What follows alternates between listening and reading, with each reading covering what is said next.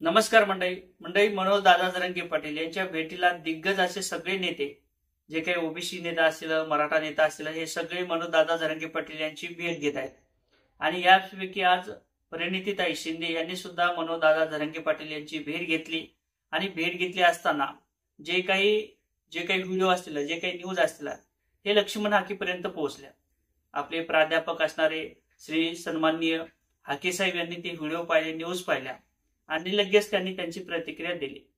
आता प्रतिक्रिया एवढी खालच्या दर्जाची होती आणि विशिष्ट म्हणजे जे काही परिणितीताई आहे त्याला त्यांचा अक्षरशः त्यांनी बाप सुद्धा काढलेला आहे. आता हा बाप कसा काढलेला आहे आणि नेमकं लक्ष्मण हाके साहेबांचं काय म्हणणं होतं, दोन जातीमध्ये परत वाद होतील का, असं काही बोललेत का, या विषयावर आपण थोडक्यात एक विश्लेषण चर्चा करण्याचा प्रयत्न करणार आहोत. खरं तर मी लक्ष्मण साहेबांचा सुद्धा ऋणी आहे, कारण तर ते विरोधक म्हणून आहेत आणि विरोधक असलाच पाहिजे. जे काही टिप्पा टिप्पणी असतील ती केलीच पाहिजेत असं मला तरी वाटते.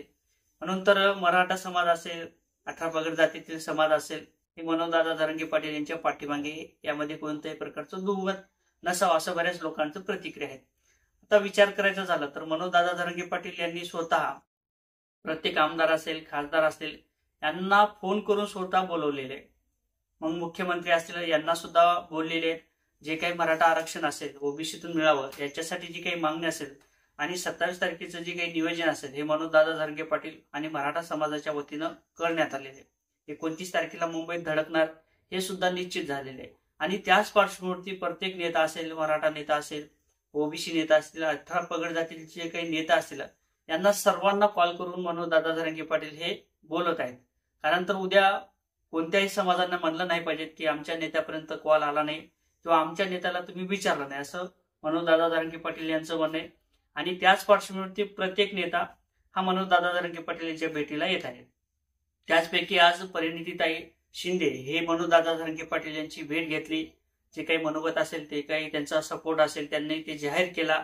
आणि भेट घेतली असताना लगेच काही व्हिडिओ किंवा न्यूजच्या माध्यमातून हे प्रकरण, जे काही न्यूज असतील, हे आपल्या प्राध्यापक लक्ष्मण हाके साहेबांपर्यंत पोहोचले आणि त्यांनी त्यांचा बाप काढला.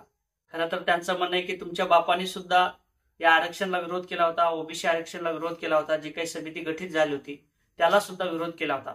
आणि तुम्ही तुमच्या बापाच्या जे काही पायावर पाय असेल ते तुम्ही सुद्धा टाकत आहेत, जे परिणितीताई सुद्धा टाकत आहेत, परिणिती शिंदेताई सुद्धा टाकत आहेत, असं त्यांचं म्हणणं आहे, व्यक्तिगत म्हणणं आहे. आणि इतकंच नाही तर दोन जातीमध्ये जे काही जातीवादी शिव्या असतील, जे काही आरच्य भाषा असेल, एका नावाने बोलवणं असेल, हे लक्ष्मण साहेबांचं कुठंतरी बनून गेलेलं आहे. आणि ते प्रत्येक वेळेस मग तुमचे अजयदादा पवार असतील यांना सुद्धा टार्गेट केलेलं आहे. त्यानंतर लक्ष्मण हाके हे मनोजदादा जरांगे पाटील यांना सुद्धा टार्गेट करतात. आणि त्यांचं म्हणणं आहे की दोन जातीमध्ये तिढा निर्माण करण्याचं काम हे मनोजदादा जरांगे पाटील यांच्या माध्यमातून होत आहे. आता खरं तर विचार करायचा झाला तर मग ओबीसी बांधव जरी असतील, हे सुद्धा मनोजदादा जरांगे पाटील यांना मानतात, त्यांच्या पाठीमागे. आणि कित्येक मराठा समाजाला त्यांना जेवू सुद्धा घातलं. म्हणजे अंतरवाली सराटी या ठिकाणी आल्यानंतर प्रत्येक ओबीसी समाजानं त्यांना ते मराठा बांधवाला जेव घातलं. एवढं नाही तर समाज त्यांच्या पाठीमागे.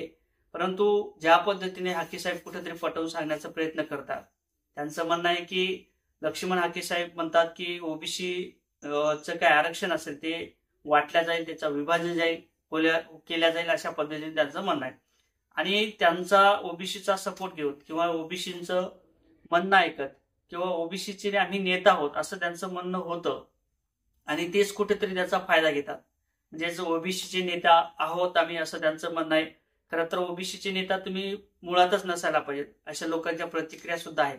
कारण तर ज्या पद्धतीने मनोजदादा जरांगे पाटील एका समाजासाठी, नाहीतर 18 पगड जातील जे काही शेतकरी वर्ग असेल, सामाजिक वर्ग असेल, त्यांचा सपोर्ट किंवा त्यांना सहकार्य करण्याचं काम हे मनोजदादा जरांगे पाटील यांच्या माध्यमातून निश्चितच केलं जात आहे. बरेच लोकांचं ते प्रतिक्रिया सुद्धा येत आहे. परंतु ज्या पद्धतीने आपण आपलं कुठेतरी श्रेय लाटण्याचा प्रयत्न केला, तुम्हाला खासदारकी पाहिजे, तुम्हाला आमदारकी पाहिजे, अशाही पद्धतीच्या चर्चा आहेत. आणि त्यासाठी तुम्ही प्रत्येक जे काही ओबीसी बांधव असतील, जे काही विद्यार्थी असतील, त्यांची सुद्धा माती केलेली आहे. कारण तर आता तुम्ही जे काही समुद्रात त्या ठिकाणी उपोषण केलं, खरं तर जे काही ओबीसीचं आरक्षण असेल किंवा त्याला जे काही कोठा असेल ते राज्य सरकार आणि जो काही निधी लागणार आहे ते राज्य सरकारचं काम आहे, अर्थमंत्र्याचं काम आहे. हे आपलं काम नसावं. परंतु तुम्ही उपोषण केलं साहजिक आहे. परंतु उपोषण केलं, परंतु त्या मागचे जे काही विद्यार्थी होते त्यांची आज माती झालेली आहे. आज त्यांच्यावरती जे काही केसेस पडलेले आहेत त्याला कारणीभूत कोण? आणि दोन जातीमध्ये तिढा निर्माण करण्याचं काम हे कोणाच्या माध्यमातून केलं जात आहे? या संदर्भात जे काही कमेंट असतील ते कमेंटच्या माध्यमातून सांगा. खरं तर जातीवाद हा वाढवणं आपला धर्म नाही, तो मानवतेचा धर्म आहे. डॉक्टर बाबासाहेब आंबेडकर यांनी सुद्धा कधीही जातीवाद केला नाही. छत्रपती शिवाजी महाराज यांनी सुद्धा कधीही जातीवाद केला नाही.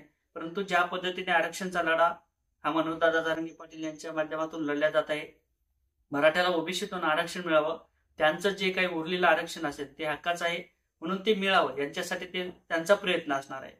आता हा प्रयत्न आहे का, या संदर्भात तुम्हाला काय वाटते? नेमकं दोषी कोण आहे किंवा नेमका जातीवाद कोण करत आहे? म्हणजे लक्ष्मण हाके साहेब असतील किंवा मनोजदादा जरांगे पाटील असतील, हे नेमकं कोण हाके प्रयत्न करत आहेत? या संदर्भात नक्कीच कमेंटमध्ये सांगा. व्हिडिओ आवडला तर लाईक आणि शेअर करायला सुद्धा विसरू नका. जय शिवराय.